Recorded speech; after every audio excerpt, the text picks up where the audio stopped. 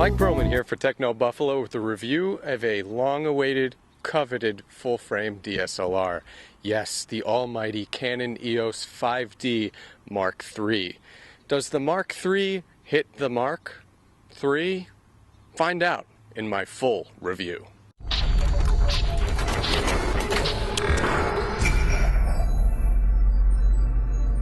Get out your drool buckets and sedatives, folks. It's the Canon EOS 5D Mark III review. Alrighty then, here at first base we're going to talk about the Mark III's design. Now the most exciting thing on the Mark III is its new dual card slots. Here we can house an SD and CF card just like the Nikon D800. Now you notice an all-purpose lock where the live view switch used to be. There's a new live view switch at the top next to the viewfinder. This is for photo and video recording with the start-stop button embedded in the middle. Another welcome addition to the Mark III was its headphone jack.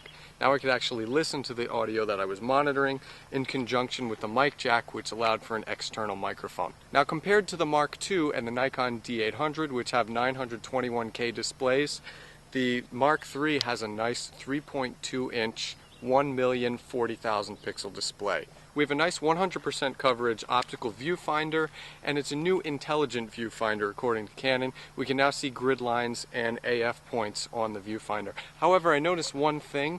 The vertical horizontal meter that can be viewed on the LCD screen cannot be viewed on the viewfinder, and you can actually do that on the Nikon D800. The Canon EOS 5D Mark III also lacks a pop-up flash, which is something offered by the D800. Another new addition right next to the shutter button is a function button. This actually dictates the focus area selection points, but it can be customized to other things as well. Now you notice that Canon got rid of the creative auto mode, which is fine because nobody really ever used it. And for navigation, we have the same quick control dial, main dial, and 8-way multi-controller. Now I love the dials on the Mark III just like I did on the Mark II. However, I really would have taken Nikon's 8-way directional pad found on the D700 and D800 over Canon's multi-controller any day. Now back to terminals, we have your typical flash sync, we have your remote, we've got a USB, however we have HDMI out. This HDMI out is not clean like the D800s. That's a big factor if you're a video guy or girl. Now the Mark III really hasn't put much weight on. It's about the same weight as the Mark II. It's just a few ounces lighter than the D800. However, it's still a cinder block when you put a giant lens on. Now there's one last thing to talk about, and that's the Mark III's battery. This uses the same battery as the Mark II, and that's huge because the Nikon D800 uses a brand new pack when compared to the D700. That means you can take old Mark II batteries and throw them in the Mark III. So overall, the EOS 5D Mark III has an improved design. Here we are at second base talking about the Canon EOS 5D Mark III's features, and we're going to start with focus. Usually with new models, camera makers tack a few extra focus features to the tool belt. But not Canon. They want gangbusters on the Mark III's AF options. In fact, the autofocus features are so extensive on the Mark III, I could do an entirely separate review on just that alone, so I'm going to be really brief in this review. Go to the full review on technobuffalo.com for all of my AF findings. As you can see, AF has its own dedicated tab in the Mark III menu, and it's 5 pages long. We'll start with the Mark III's cases, or presets. These are for things like subjects entering the frame or erratically moving subjects. They can all be fine-tuned by different levels of tracking sensitivity, accelerating, decelerating sensitivity, and AF point auto switch.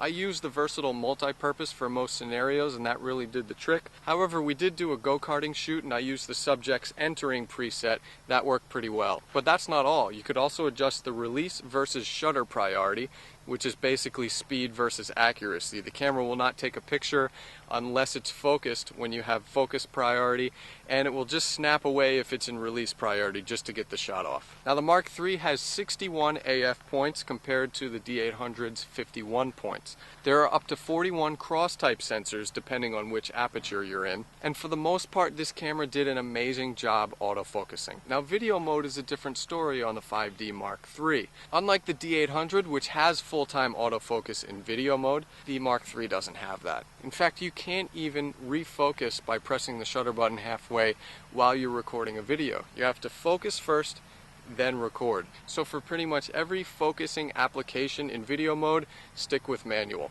Thanks to its new sensor, the 5D Mark III can reach an ISO ceiling of 102,400, which is just astronomically high. This trumps the Nikon D800 and the 5D Mark II, which have 25,600 caps. Like the Mark II, the Mark III has a 30-second to 1/8,000th second shutter speed with a bulb mode. It has a 63-zone metering system that measures the luminosity around AF points, and I was highly impressed with the results and the exposure I got with shooting in program auto mode. This camera exposes wonderfully. It's not afraid to shoot up the ISO because the sensitivity is so great. Now, another cool thing on the Mark III is its HDR mode. Not only could you shoot HDR images with this camera, you could apply artistic filters like bold, vivid, embossed, things like that. And the results are amazing because you're shooting with a full frame camera and there's really no need to go into Photoshop. The art effects also translated over to multiple exposures. You could take up to 9 images and blend them together with artistic effects, and we have exposure bracketing up to 7 images at a time. But the Nikon D800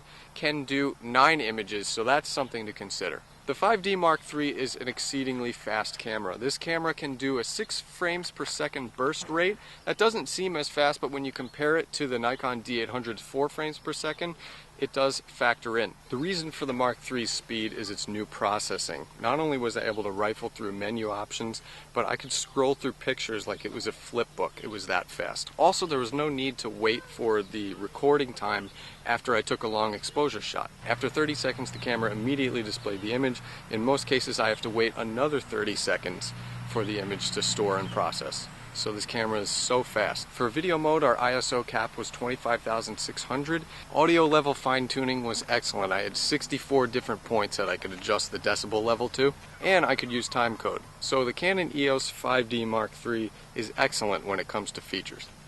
Here at Third Base, we're going to talk about the Canon EOS 5D Mark III's image quality. Canon equipped the Mark III with a new 22.3 megapixel full-frame CMOS sensor with the company's new Digic 5 Plus image processing. Now let's consider one thing right now. The D800 has 36 megapixels of full-frame Fury, which means the Mark III only has 2/3 of that resolution. Therefore, if you're considering a medium format camera, the D800 might be a viable alternative. Canon jazzed up the video on the Mark III.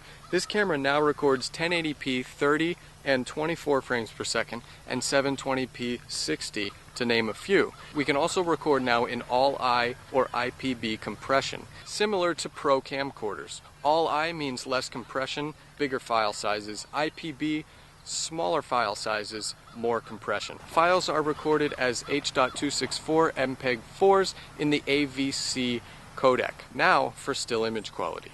I shot in a myriad of environments, including fast action go-karting, late night miniature golfing, and a full wedding. What I found with the 5D Mark III is that it's a magic maker.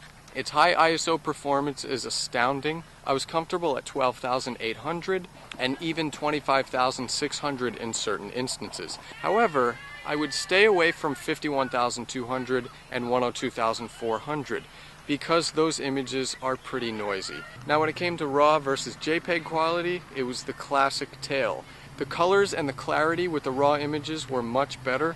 When it came down to still image quality, it really was all about brand preference. Canon versus Nikon, you know who you are. Now in video mode, I got the same excellent high ISO performance that I got in still image mode. I preferred the high ISO performance and the low light sensitivity to the Nikon D800s. I was able to illuminate a lot more dark places with this camera in my hand. So in video mode, the Mark III was better than the D800 in low light. However, I noticed that Nikon videos had better dynamic range than the Canon did. And one thing that both cameras shared that I'm really not excited about talking about was the gelatinous blob on the go rolling shutter. In terms of the Mark III's audio, it has a built-in stereo microphone. It was okay, so I recommend using something like a Rode stereo video mic via the 3.5mm audio jack.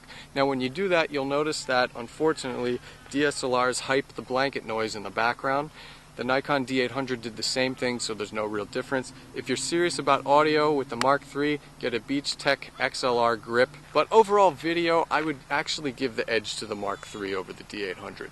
Now it's time to slide into home with the Buffalo Call on the Canon EOS 5D Mark III. Undoubtedly, this is one of the best full-frame DSLRs on the market, but the big question comes down to, the difference between the D800 and the 5D Mark III? And I think the answer is brand loyalty.